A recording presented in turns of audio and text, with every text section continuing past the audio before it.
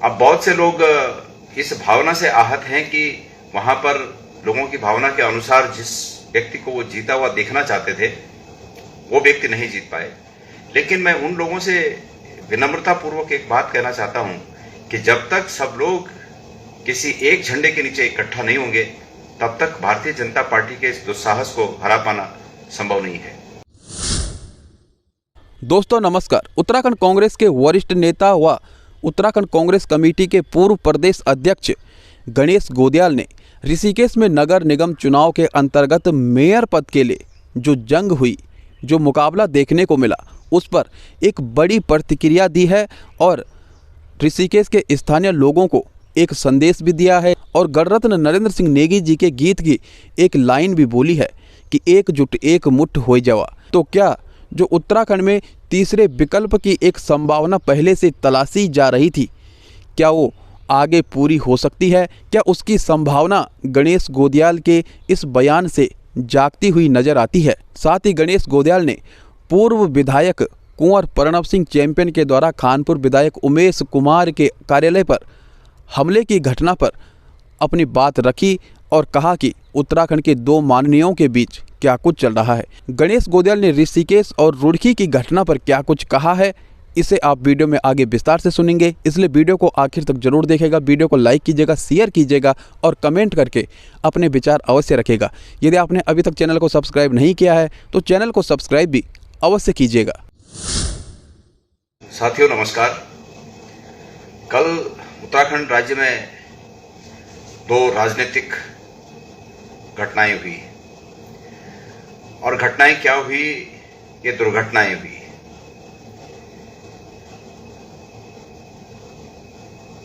एक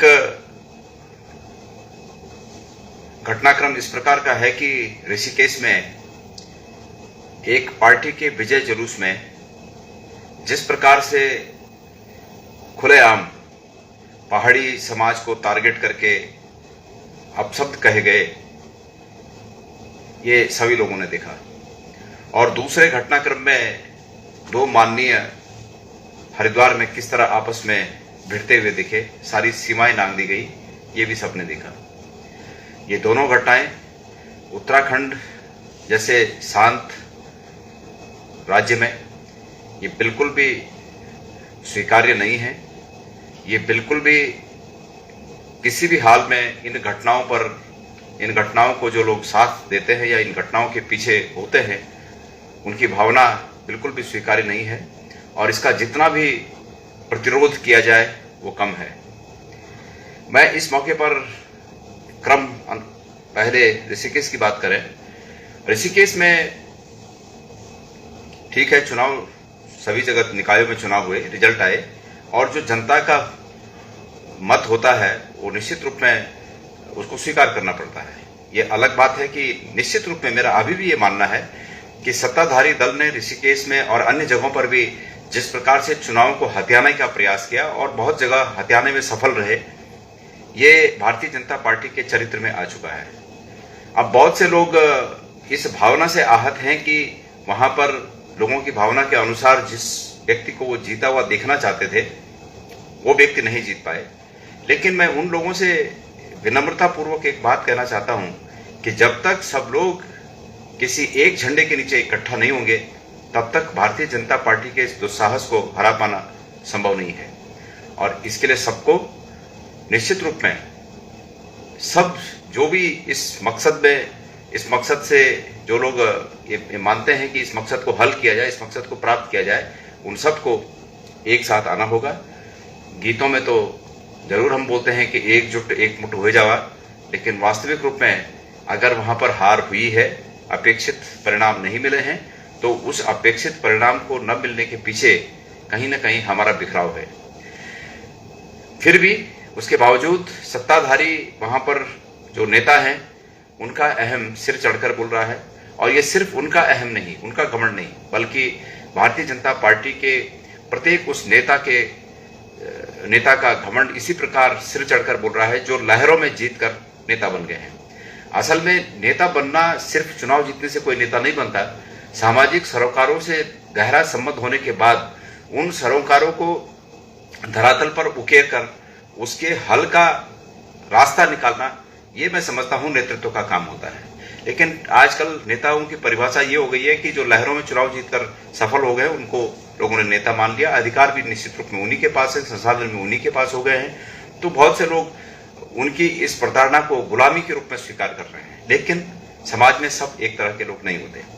मैं उत्तराखंड के पर्वतीय और मैदानी या जो लोग कुछ सालों से बाहर से आकर रह रहे हैं, उनमें किसी संघर्ष को पैदा नहीं करना चाहता। लेकिन मैं ये उम्मीद करता हूं सभी लोगों से कि वो लोगों के रेस्पेक्ट, आपस में जो एक दूसरे के प्रति रेस्पेक्ट हो, उसका जरूर ध्यान रखें। और ये किसी को छूट नहीं दी जानी चाहिए कि वो किसी को गाली जिस रूप में ऋषिकेश में दी गई उस रूप में गाली दे।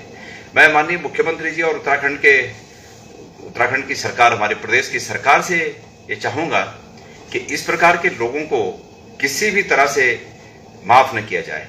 मैं उत्तराखंड के मुख्यमंत्री जी से एक निवेदन करना चाहता हूं कि ऋषिकेश में जिस प्रकार से पहले मंत्री जी द्वारा एक सरेआम एक व्यक्ति की पिटाई की गई, अगर उस घटना से सबक लेते हुए माननीय मंत्री जी को कुछ सबक दिया जाता तो निश्चित रूप में कल वाली घटना नहीं होती जो कल हुई।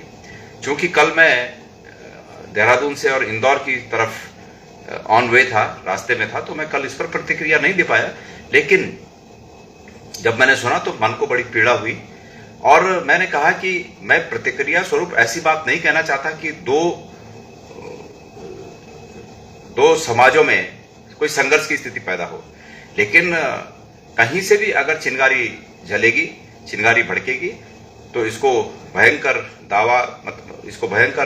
अग्निकांड में बदलने में समय नहीं लगेगा। इसलिए समय रहते हुए माननीय मुख्यमंत्री जी, मैं आपसे निवेदन करता हूं कि ऐसे लोगों को निश्चित रूप में इस प्रकार से दंडित किया जाए कि किसी को आगे इस प्रकार के दुस्साहस करने का मौका न मिले।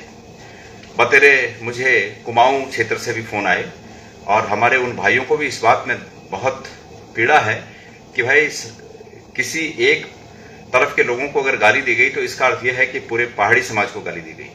मैं उनकी इस चिंता से निश्चित रूप में मैं सहमत हूं और ये कहना किसी को भी, पहाड़ी हो, मैदानी हो, कोई हो, उत्तराखंड का नागरिक अगर किसी को उसके समाज के सूचक शब्दों से या उसके जाति सूचक शब्दों से या उनके पहचान के शब्दों से उनको गाली दी जाए तो ये बिल्कुल स्वीकार्य नहीं होगा। और मैं मुख्यमंत्री जी से और शासन से, प्रशासन से ये उम्मीद करता हूं कि इस मामले में इस प्रकार से दोषियों को दंडित किया जाना चाहिए कि ताकि भविष्य में इस प्रकार की घटनाओं की पुनरावृत्ति न हो। अब हम दूसरी घटना पर आते हैं। आज पूरा देश, मैं तो कल से देख रहा हूं कि पूरा देश इस रूप में दिलचस्पी ले रहा है हरिद्वार खानपुर की घटना पर कि जैसे कि फिल्मों में कोई सीन चलता है, जैसे फिल्मों का सीन होता है और उस फिल्मों के सीन को पहले की फिल्मों में होता था, पर वही सीन यहाँ पर वास्तविक रूप में दो माननीयों के बीच दोहराया गया। एक पूर्व विधायक है, एक वर्तमान विधायक है। और मैं आप सब लोगों को इस बात को अवगत कराना चाहता हूं कि ये जो दोनों माननीय हैं, समय समय पर, चूंकि ये भारतीय जनता पार्टी और शासन में उत्तराखंड सरकार के राजनीतिक रिश्तेदार हैं, तो समय समय पर शासन में बैठे हुए लोग इनका उपयोग अपने हित में समय समय पर करते रहते हैं। आप सब जानते हैं कि एक व्यक्ति का उपयोग पहले भारतीय जनता पार्टी ने कांग्रेस की सरकार को तोड़ने के लिए किया और दूसरे व्यक्ति का उपयोग वर्तमान मुख्यमंत्री जी समय समय पर अपने राजनीतिक विरोधियों को, चाहे वो पार्टी के अंदर हों या पार्टी के बाहर हों, उनको ठिकाने लगाने के लिए, उनको जवाब देने के लिए या उनके और मुख्यमंत्री के बीच ढाल के रूप में प्रयोग करते रहते हैं। तो ऐसे में ये जो कल की घटना है उसने पूरे उत्तराखंड के जनमानस को ही नहीं बल्कि उस संपूर्ण समाज को जो नैतिकता के आधार पर देश को आगे बढ़ने की कामना करता है, सपने देखता है, उस पूरे समाज को झकझोरने का काम किया। ये माननीय जो हमारे विधायकगण, मैं दोनों से परिचित हूं, लेकिन मैं इस मौके पर दोनों को ही सलाह देना चाहूंगा कि चूंकि वो प्रतिष्ठित व्यक्ति बन गए हैं, ये जब कोई व्यक्ति चुनाव जीतकर विधायक, पूर्व विधायक या इस रूप में प्रतिष्ठा पा लेता है तो समाज में ऐसे बहुत से लोग होते हैं जो उनका अनुसरण करते हैं। और चूंकि वो इस स्थिति में हैं अब कि वो माननीय कहलाते हैं, तो उन्हें अपनी भाषा पर, और अपने जो वो काम कर रहे हैं, जिस प्रकार से जो भी आप लोगों ने, हम सब ने देखा जो उन्होंने किया, इस पर, इन सब चीज़ों पर उन्हें कंट्रोल करना चाहिए। मैं उम्मीद करता हूं कि कानून तो अपना काम करेगा ही, लेकिन अगर कानून भी अगर अपना काम सही कर ले तो भी इसको ठीक होने में कोई बहुत बड़ा ये मैं नहीं समझता कि इसको नहीं किया जा सकता। इसको ठीक किया जा सकता है यदि कानून भी अगर अपना काम सही करे तो। बहरहाल ये दोनों घटनाएं बहुत चिंता का विषय है। दोनों घटनाएं उत्तराखंड शासन, माननीय मुख्यमंत्री जी को विशेष रूप से इसमें ध्यान देना चाहिए और इन घटनाओं की आगे फिर पुनरावृत्ति न हो, ये रिपीट न हो, इस पर विशेष रूप से ध्यान देना चाहिए। मैं उम्मीद करता हूं, फिर मैं एक बार उम्मीद करता हूं कि दोनों माननीय अपनी अपनी गलतियों से सबक लेकर और एक अच्छा, आज दोनों एक गुलदस्ता लें फूल का, और एक गुलदस्ता लेकर किसी सार्वजनिक जगह पर जाकर गले मिल लें और जो झगड़े उनके आपस में हैं और इस प्रकार से समाज को विकृत स्वरूप दिखाया जा रहा है, इसको समाप्त करके एक नई शुरुआत करें।